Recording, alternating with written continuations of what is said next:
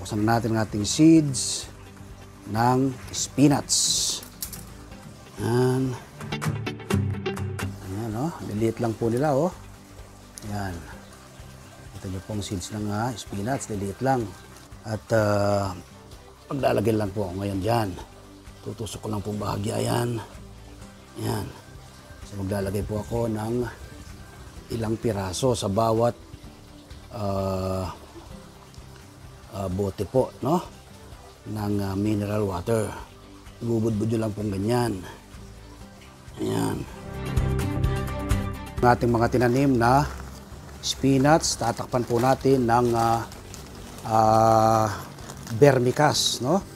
Isang ano lang naman pong ganyan.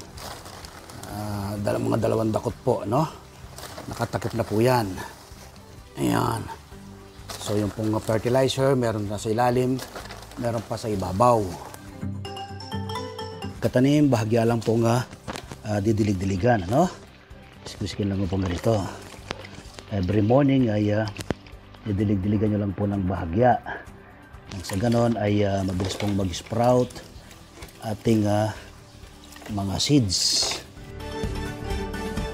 After 1 month o 30 days, ito na po yung ating mga tanim na spinach. Gaganda po nila, oh. Napakalalaki po ng kanyang mga daon. Matataba po, no? Tubo po lahat yung ating mga itinanim sa mga bote lang po ng mineral water. So yan po, ang gaganda po nila, oh.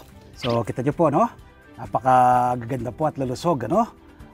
Eksakto pong 1 buwan sila ngayong araw na ito.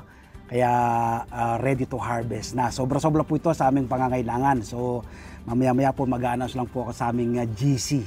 Tapos sa first come first serve po, sinong gustong maka-avail ng libreng spinach ay akin pong ipamimigay sa aking mga kapitbahay, no? So ang gaganda po nila, ang lulusog. Meron din po kung ito pong isa naman, tinanim ko po, no? Sa pinaglagyan po ng prutas. So ito po sa pinaglagyan ng prutas, di ko tulungan po itinanim, ano?